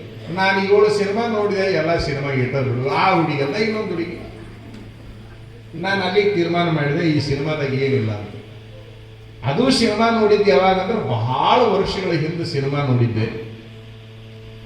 ಈಗಂತೂ 3 ನಿಮಿಷ ಟೈಮ್ ಸಿಗದಿಲ್ಲ. ಈಗ ನಾನು 3 ತಾಸು ಅದ್ರ ಮುಂದೆ ಎಲ್ಲಿ ಕುಂದ್ರಾಕ್ ಹೋಗು? ಎದ್ರ ಮುಂದೆ 3 ತಾಸು ಕುಂದ್ರಬೇಕಲ್ಲ ಒಂದು ಸಿನಿಮಾ ನೋಡಿ ಮುಗಿಸ್ಬೇಕಪ್ಪ ಅಂತಂದ್ರೆ. ಅಂದ್ರೆ ವಿಚಾರ ಮಾಡ್ರಿ ನೀವೆಲ್ಲ. ಈ ಕಾರ್ಯಕ್ರಮಗಳಲ್ಲಿ ಬಂದು ಕುಂತ್ರ ಮನಸ್ಸು ಸ್ವಚ್ಛ ಆಗ್ತದೆ, ತಲೆ ಸ್ವಚ್ಛ ಆಗ್ತದೆ, ಎಲ್ಲದೂ ಕೂಡ ಆನಂದ ಆಗ್ತದೆ, ತೊಳೆದಂಗ ಆಗ್ತದೆ. ಹಾಗಾಗಿ ಈ ವಿಚಾರಗಳನ್ನು ಕೇಳಬೇಕು, ಮಾಡಬೇಕು. ಈ ಕಾರ್ಯಕ್ರಮದ ಮಧ್ಯದೊಳಗೆ ನಮ್ಮ ಕಲ್ಯಾಣ ಮಠದ ಸ್ವಾಮೀಜಿ ಅವರು 48 ದಿವಸ ತೋಟದಾಗ ಅನುಷ್ಠಾನಕ್ಕೆ ಕುಂತಿದ್ದು ಕೇಳಿ ನನಗೆ ಇನ್ನೂ ಬಹಳ ಮನಸ್ಸಿಗೆ ಪರಿಣಾಮ, ಆನಂದ. ನಾನು ಅನುಷ್ಠಾನ ಪ್ರಿಯನೇ. ವರ್ಷದಲ್ಲಿ 1 ತಿಂಗಳು ಅನುಷ್ಠಾನ ಮಾಡ್ತೀನಿ. ಈಗ 3 ವರ್ಷ ಮಾಡಿಲ್ಲ. ಈಗ ಅವ್ರೇನು 48 ದಿವಸ ಕುಂತಾರಲ್ಲ, ಅದಕ್ಕೆ ಒಂದು ಮಂಡಲ ಅಂತ, ಒಂದು ಮಂಡಲದ ಅನುಷ್ಠಾನ ಅಂತ. ಅಂದ್ರೆ ಸಂಕಲ್ಪ ಸಿದ್ಧಿ ಆಗಬೇಕಾಗಿತ್ತು ಅಂತಂದ್ರೆ 48 ದಿವಸನೇ ಮಾಡಬೇಕು ಅನ್ನುವಂತಹದ್ದು ಒಂದು ಪದ್ಧತಿ ಐತಿ. ಹಾಗಾಗಿ ಒಂದು ಮಂಡಲದ ಅನುಷ್ಠಾನವನ್ನ ಅವರು ಕೈಗೊಂಡಿದ್ದಾರೆ. ಅವರ ಸಂಕಲ್ಪಗಳು ಎಲ್ಲವೂ ಈಡೇರಲಿ ಅಂತೇಳಿ ನಾನು ಕೂಡ ಭಗವಂತನಲ್ಲಿ ಪ್ರಾರ್ಥನೆಯನ್ನು ಮಾಡ್ತೇನೆ. ಮೌನ ಅನುಷ್ಠಾನ. ನಾ ವರ್ಷ ಹಿಮಾಲಯಕ್ಕೆ ಹೋಗ್ತಿದ್ದೆ. ಜೂನ್ ಮತ್ತು ಜುಲೈ 2 ತಿಂಗಳು ಬರೀ ಹಿಮಾಲಯದಲ್ಲಿ ಇರುತ್ತಿದ್ದೆ ನಾನು. ಜೂನ್ ಮತ್ತು ಜುಲೈ 2 ತಿಂಗಳು ಹಿಮಾಲಯ ಅಂದ್ರೆ ಏನು? ಬಹುಸಂಖ್ಯಾತ ಸನ್ಯಾಸಿಗಳಿರುವಂತಹ ಪ್ರದೇಶ. ಯೋಗಿಗಳು, ಸನ್ಯಾಸಿಗಳು. ಅಲ್ಲಿ ಸನ್ಯಾಸಿಗಳು ಎಲ್ಲರೂ ಹಿಮಾಲಯದಾಗ ಅದರ ಅಷ್ಟು ಚಲೋ ಅದ ಅಂತ ಮಾಡಿರಿ ನೀವು. ನಾಡಾಗಿಲ್ಲದ ಚಟ ಮಾಡೋ ಸನ್ಯಾಸಿಗಳು ಅದಾವ. ಮತ್ತೆ ನಿಮ್ಗೆ ಗೊತ್ತಿಲ್ಲ, ಇದ್ದಿದ್ದು ಹೇಳ್ತೀನಿ. ಹಿಮಾಲಯದಾಗ ಸನ್ಯಾಸಿಗಳು ಅದಾರಂದ್ರೆ ಭಾರಿ ಚಲೋ ಇರ್ತಾರೆ. ಹಂಗೇನಿಲ್ಲ, ಅಲ್ಲಿ ವಿಚಿತ್ರ ಚಟಗಳನ್ನು ಮಾಡುವ ಸನ್ಯಾಸಿಗಳು ಅದಾರ. ನಾನು ನೋಡಿದ್ದೆ. ಸದಾಕಾಲ ಕುಡಿದು ಮಲಗುವುದವು, ಸದಾಕಾಲ ಗಾಂಜಾ ಸೇದು ಅದಾವು, ಸದಾಕಾಲ ಸಿಗರೇಟ್ ಸೇದು ಅಂತ ಅದಾವು, ಜೀವನದಾಗ ಒಂದು ಸರಿ ಜಳಕ ಮಾಡಲಾರ್ದು ಅಂತ ಅದಾವು.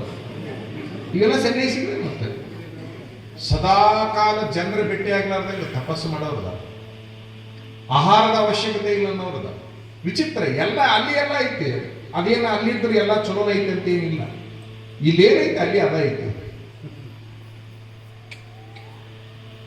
ಮೌನದ ಬಗ್ಗೆ, ಅನುಷ್ಠಾನದ ಬಗ್ಗೆ ನನಗಾಗ ಸ್ವಲ್ಪ ಭಿನ್ನ ರೀತಿ ಒಳಗೆ ಗೊತ್ತಾಯ್ತು. ಪಶ್ಚಿಮ ಬಂಗಾಳದಿಂದ ಒಬ್ಬರು ಸ್ವಾಮೀಜಿ ಬಂದಿದ್ದಾರೆ. ಅನುಷ್ಠಾನ ಮಾಡಲಿಕ್ಕೇನೆ ಬಂದಿದ್ರು. ನಾನು ಯಾವ ಆಶ್ರಮದಲ್ಲಿ ಇದ್ದೆ ಅವರು ಅದೇ ಆಶ್ರಮಕ್ಕೆ ಬಂದರು. ನಾನು ಹೋಗಿದ್ದು ಬೇರೆ ಕೆಲಸಕ್ಕೆ, ಅವ್ರು ಬಂದಿದ್ದ ಅನುಷ್ಠಾನ ಮಾಡಕ್ಕೆ.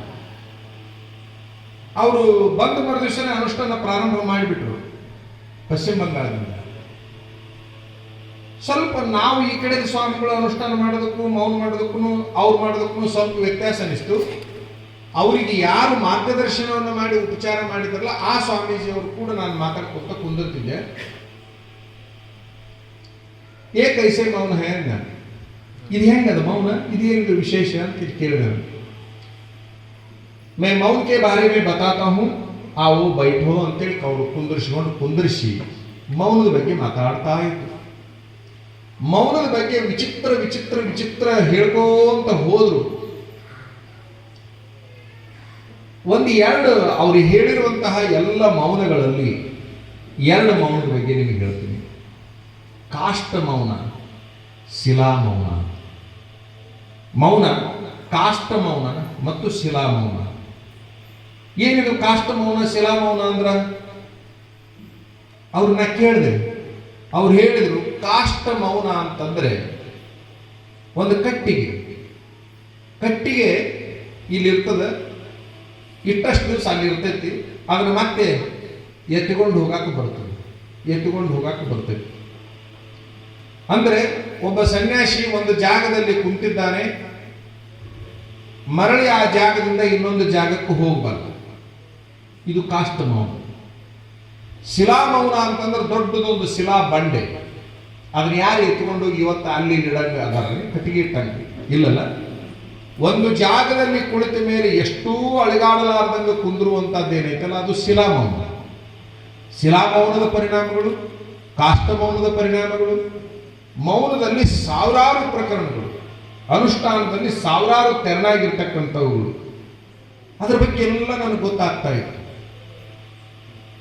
ಬಹಳ ವಿಶೇಷ ಅಂತಂದ್ರೆ ನಮ್ಮ ಮೌನಗಳಿಗೂ ಆ ಹಿಮಾಲಯದ ಪ್ರಾಂತದಲ್ಲಿರುವ ಎಷ್ಟೋ ಯೋಗಿಗಳ ಮೌನಗಳಿಗೂ ಬಹಳಷ್ಟು ವ್ಯತ್ಯಾಸಗಳು ಇದ್ದಾವೆ ಅನ್ನುವಂತಹದ್ದು ನನಗಲ್ಲಿ ಗೊತ್ತಾಯಿತು. ಇವರು ಸದಾಕಾಲ ಮೌನದೊಳಗಿರ್ತಕ್ಕಂಥ ಸ್ವಾಮೀಜಿ. ಇವರು ಸದಾಕಾಲ ಮಾಡಿರ್ಬೋದು. ಸದಾಕಾಲ ಅಂದ್ರೂ ಒಟ್ಟು ಆಗಾಗ ಅನುಷ್ಠಾನ ಮಾಡಿರ್ಬೋದು. ನಾನು ಮಾಡಿದ್ದೇನೆ. ಅನುಷ್ಠಾನದ ಪರಿಣಾಮ ಎಷ್ಟು ಅದ್ಭುತವಾಗಿರ್ತದೆ ಅಂತಂದ್ರೆ, ನಾನು 1 ತಿಂಗಳು ಅನುಷ್ಠಾನ ಮಾಡಿರ್ತೀನಿ. 1 ತಿಂಗಳದ ಅನುಷ್ಠಾನದಲ್ಲಿ 5 ನಿಮಿಷವೂ ಕೂಡ ನಾ ಮಲಗಲ್ಲ. ಹಗಲು ಮಲಗಲ್ಲ, ರಾತ್ರಿನೂ ಮಲಗಲ್ಲ. 5 ನಿಮಿಷ ಮಲಗೋದಿಲ್ಲ, ನಿದ್ದೆನೇ ಬರೋದಿಲ್ಲ. ಆ ಅನುಷ್ಠಾನ ಎಷ್ಟು ಅದ್ಭುತ ಕೆಲಸ ಮಾಡ್ತೈತಲ್ಲ ಅಂತ. 5 ನಿಮಿಷ ಮಲಗೋದಿಲ್ಲ. ನಿಮಗೆ ನಂಬಕ್ ಆಗೋದಿಲ್ಲ. ನಂಬಬೇಕಾಗಿತ್ತು ಅಂದ್ರೆ ಸೇವನ ಮಾಡ್ಬೇಕು. ನೀವು ಸೇವಾ ಮಾಡೋದಕ್ಕೆ ಪರ್ಮಿಷನ್ ಇರ್ತಲ್ಲ, ಒಳಗೆ ಬರಾಕ ಹೋಗಕ್ಕೆ ಒಬ್ಬರಿಗೆ ಪರ್ಮಿಷನ್ ಕೊಟ್ಟಿರ್ತೇನೆ ನಾನು. ಇಡೀ ನನ್ನ ಜೀವನದೊಳಗೆ ಅನುಷ್ಠಾನ ಮಾಡುವಾಗ ಒಬ್ಬನಿಗೆ ಮಾತ್ರ ಪರ್ಮಿಷನ್ ಕೊಟ್ಟಿರ್ತೀನಿ. ಯಾರ್ಯಾರು ನಾನು ಸೇವೆ ಮಾಡ್ಯಾರ ಅವ್ರಿಗೆ ಗೊತ್ತದ.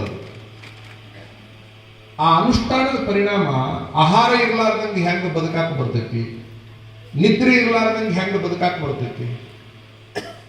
ಅನುಷ್ಠಾನ ಈ ಲೋಕವನ್ನ ಉದ್ಧಾರ ಮಾಡಲಿಕ್ಕೆ ಹುಟ್ಟುಕೊಂಡಿರುವಂತಹ ಯೋಗಿಗಳ ಒಂದು ಕ್ರಿಯೆ. ಇವರು ಮೌನದಾರ ಅಂತಂದ್ರೆ ಜಗತ್ತು ಮಾತಾಡಕತ್ತೈತಿ ಅಂತಂದ್ರೆ ಜಗತ್ತೇನು ಮಾತಾಡ್ತೈತಲ್ಲ ಆ ಮಾತಿನೊಳಗೆ ಏನೇನು ಸಮಸ್ಯೆಗಳು ಬರ್ತಾವ ಅದನ್ನ ಪರಿಹಾರ ಮಾಡೋ ಸಲುವಾಗಿನ ಇವ್ರು ಮೌನ ಇರ್ತಾರ ಅಂತಕ್ಕಂಥದ್ದನ್ನು ಬಹಳ ಮಂದಿ ತಿಳ್ಕೊಂಡಿರ್ತೀವಿ. ಇವ್ರು ಮೌನ ಏನು ಮಾಡ್ತಾರೆ ನೋಡಿ, ಈ ಮೌನ ಆ ಸಮಸ್ಯೆಗಳನ್ನು ಕಡಿಮೆ ಮಾಡ್ತಿರ್ತೈತಿ, ಸಮಸ್ಯೆಗಳನ್ನು ಕಡಿಮೆ ಮಾಡ್ತಿರ್ತೈತಿ. ಬ್ಯಾರೆ ಊರಾಗ ಮಳೆ ಆಯ್ತು, ಸಿಕ್ಕಾಪಟ್ಟೆ ಮಳೆ ಆಗೈತಿ, ಗಾಳಿ ಬೀಸಿದ್ರೆ ಬೆಚ್ಚಗೆ ಬರ್ತೈತೆ, ತಣ್ಣಗೆ ಬರ್ತೈತೆ. ಹೇಳ್ರಿ, ನಿಮ್ಮೂರಾಗ ಆಗೈತೆ ಮಳಿ? ಆಗಿಲ್ಲ. ನಿಮ್ಮೂರಾಗ ಮಳಿ ಆಗಿಲ್ಲ, ಬೇರೆ ಊರಾಗ ಮಳಿ ಆಗೈತಿ. ಗಾಳಿ ವಿಪರೀತ ಬೀಸಿದ್ರೆ ತಣ್ಣನ ಗಾಳಿ ನಿಮ್ಮೂರಿಗೆ ಬರ್ತೈತಿ ಇಲ್ಲ? ಬರ್ತೈತಿ ಇಲ್ಲ? ಹಂಗ ಇವರು ಮಮದಾಪುರ ಸ್ವಾಮಿಗಳು, ಈ ಕಲ್ಯಾಣ ಮಠ ಸ್ವಾಮಿಗಳು ಈ ಮಮದಾಪುರದಾಗನ ಅನುಷ್ಠಾನ ಮಾಡಿರಂದ್ರೆ ಇದ್ರ ಗಾಳಿ ಬೇರೆ ಊರಿಗೆ ಹೋಗೇ ಬಿಡ್ತೈತಿ. ಅದು ಹೋಗುತ್ತಾನ, ಅದು ತನ್ನ ಕೆಲಸ ಮಾಡೇ ಬಿಡ್ತೈತಿ. ಯೋಗಿಗಳ ಕೆಲಸ ನಿಜವಾಗ್ಲೂ ಈ ಮೌನ ಮಾಡೋರು, ಧ್ಯಾನ ಮಾಡೋರು ಇವ್ರನ್ನೆಲ್ಲ ನೋಡಿದರೆ ಬಹಳಷ್ಟು ಆನಂದ ಅನಿಸ್ತಿರ್ತದೆ. ಅದರಾಗ ವಿಶೇಷ ಅಂತಂದ್ರೆ ನಿಮ್ಮ ಸ್ವಾಮೀಜಿಯವರು ಆ ವಿನಯ ಅನ್ನುವಂಥ ಶಬ್ದ ಏನೈತಲ್ಲ, ಆ ಶಬ್ದಕ್ಕೆ ಜಗತ್ತಿನೊಳಗೆ ಒಂದು ಪ್ರತ್ಯಕ್ಷ ಉದಾಹರಣೆ ಯಾರಪ್ಪ ಅಂತಂದ್ರೆ ಇವರೊಬ್ಬರು ಅಂತ ನನಗೆ ಅನಿಸುತ್ತೆ. ಇಷ್ಟು ಮಟ್ಟದ ವಿನಯವನ್ನ ನಾನು ನಾಟಕ ರೂಪದೊಳಗೆ ತೋರಿಸ್ತೀನಿ ಅಂದ್ರೂ ಬರಲ್ಲ. ನಾ ಹೇಳಕತ್ತಿದ್ದ ನಾಟಕ ರೂಪದೊಳಗೂ ವಿನಯವನ್ನು ತೋರಿಸ್ತೀನಿ ಅಂದ್ರೂ ಇಷ್ಟು ಪ್ರಮಾಣದಲ್ಲಿ ಬರೋದಿಲ್ಲ. ನನಗಂತೂ ಅವರ ಆ ಸ್ಥಿತಿಯನ್ನು ನೋಡಿಕೊಂಡು ಸದಾಕಾಲ ಏನು ಅನ್ನಿಸ್ತಿರ್ತಪ್ಪ ಅಂದ್ರೆ, ನಾವೇನು ಪುರಾಣಗಳಲ್ಲಿ ಯೋಗಿಗಳು ಹಂಗಿದ್ರು ಹಿಂಗಿದ್ರು ಅಂತೇನಂತೀವಲ್ಲ, ಅದು ಬರೀ ಓದಾಕಾತು, ನೋಡಾಕ ಒಂದಿನಾರು ಬೇಕಾಗಿತ್ತು. ಅದು ಮಂದಾಪುರ ಮೌನ ಮಲ್ಲಿಕಾರ್ಜುನ ಸ್ವಾಮಿಗಳನ್ನು ನೋಡಿಬಿಟ್ರೆ ಸಾಕು, ಹಿಂಗೆ ಯೋಗಿಗಳು ಹಿಂಗೆ ಅನ್ನುವಂತಹ ಭಾವನೆ ಬರುತ್ತೆ ಅನ್ನುವಂಥದ್ದನ್ನು ನಿಮಗೆಲ್ಲರಿಗೂ ಹೇಳಿ, ನಾಲ್ವತ್ವಾಡ ವೀರೇಶ್ವರ ಶರಣರ ಪುರಾಣವನ್ನು ನೀವೆಲ್ಲ ಕೇಳಿದಿರಿ, ಚಲೋ ಆಗಿದೆ. ವೀರೇಶ್ವರರ ಬದುಕು ಬಹಳ ಪವಿತ್ರವಾಗಿರುವಂಥದ್ದು. ಗುರುದೇವಿ ತಾಯಿ ಬಗ್ಗೆ ಒಂದು ಘಟನೆ ಹೇಳಿ ಮುಗಿಸ್ಬಿಡ್ತೀನಿ. ಎಷ್ಟು ಅದ್ಭುತ ಇದ್ಲು ಶರಣರ ಮಹಾಸತಿ ಶಿರೋಮಣಿ ಗುರುದೇವಿ. ಅದ್ರಾಗ ಬಂದು ಹೋಗೈತಿ, ಈಗ ಪುರಾಣದಾಗ ಬಂದು ಹೋಗೈತಿ. ಮನೆಯೊಳಗೆ ಉಪ್ಪಿಲ್ಲ ಅಂತಂದ್ರೆ ಎಂದೂ ಕೂಡ ಗುರುದೇವಿ ಗಂಡಗೆ ಉಪ್ಪು ತಗೊಂಬ ಅಂಗಿಲ್ಲ. ಅರಿಶಿನ ಪುಡಿ ಇಲ್ಲ ಅಂದ್ರೆ ಎಂದೂ ಅರಿಶಿನ ಪುಡಿ ತಗೊಂಡು ಬರ್ರಿ ಅಂತ ಅಂತಿದ್ದಿಲ್ಲ. ಖಾರ ಇಲ್ಲ ಅಂದ್ರೆ ಖಾರ ತಗೊಂಡು ಬಾ ಅಂತ ಅಂತಿದ್ದಿಲ್ಲ. ಅವತ್ತಿನ ದಿವಸ ಅಡಿಗೆಗೆ ಉಪ್ಪು ಹಾಕೋದು ಬಿಟ್ಬಿಡ್ತಿದ್ರು. ಏನ್ ಮಾಡ್ತಿದ್ರು?